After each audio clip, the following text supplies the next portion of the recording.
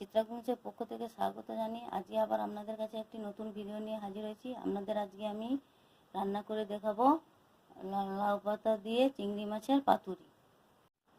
আজকে আমি আপনাদের রান্না করে দেখাবো চিংড়ি মাছের পাতুরি। তাই জন্য এই যে কতগুলো চিংড়ি মাছ নিয়েছি, আর এই যে দেখতে পাচ্ছেন লাউ পাতা নিয়েছি। এবার এই লাউ পাতাগুলোকে ধুয়ে নেব। চিংড়ি মাছ পাতুরির জন্য যে চিংড়ি মাছগুলো নিয়েছি, চিংড়ি মাছগুলোর খোসা ছাড়িয়ে নেব। পরিষ্কার করে খোসাগুলোকে ছাড়িয়ে নেব। এরকমভাবে সব চিংড়ি মাছগুলোর খোসা ছাড়িয়ে নেব। চিংড়ি মাছের পাতুরি করার জন্য পাতাগুলো যে ধুয়ে নিয়েছিলাম তাতে অল্প করে একটু লবণ মাখিয়ে নিচ্ছি। চিংড়ি মাছগুলো যে ছাড়িয়ে নিয়েছিলাম খোসা, তাতে পরিমাণ মতো লবণ দিয়ে দিচ্ছি, হলুদ,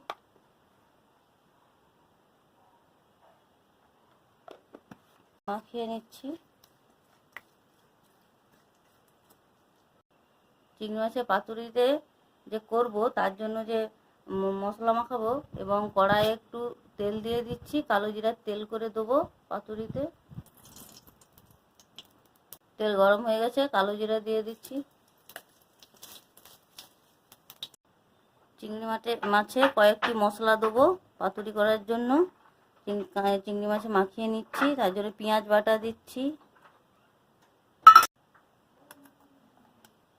পরিমাণ মতো সরষা পোস্ত বাটা, একটা শুকনো লঙ্কা আছে বাটা দিচ্ছি।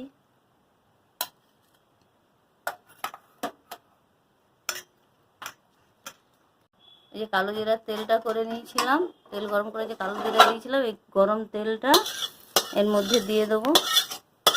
এবার পাতার মধ্যে এরকম এক একটা করে চিংড়ি মাছ দিয়ে একটু মশলা দিয়ে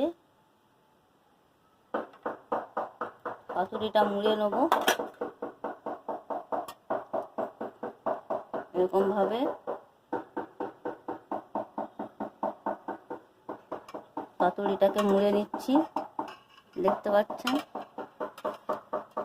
এই যে আমার একটা পাতুরি রেডি হয়ে গেছে। এরকম ভাবে সব পাতুরিগুলো,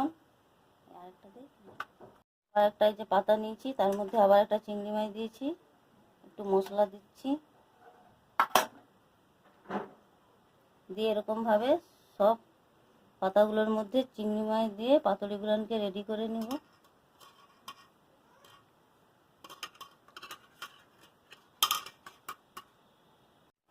এই যে আমার চিংড়ি মাছের পাতুরিগুলো দেখতে পাচ্ছেন রেডি হয়ে গেছে।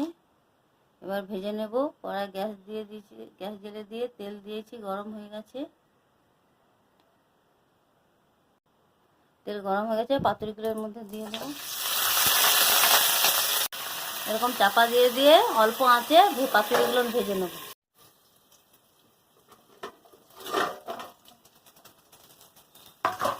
দেখতে পাচ্ছেন চাপা দিয়ে দিয়ে উল্টে পাল্টে নিয়েছিলাম, পাতুরিটা আমার ভাজা হয়ে গেছে।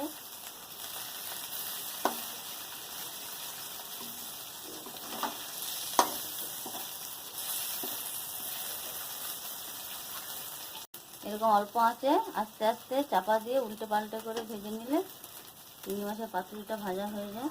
এবার আমি নামিয়ে নেব। পাতুরিটা ভাজা হয়ে গেছে।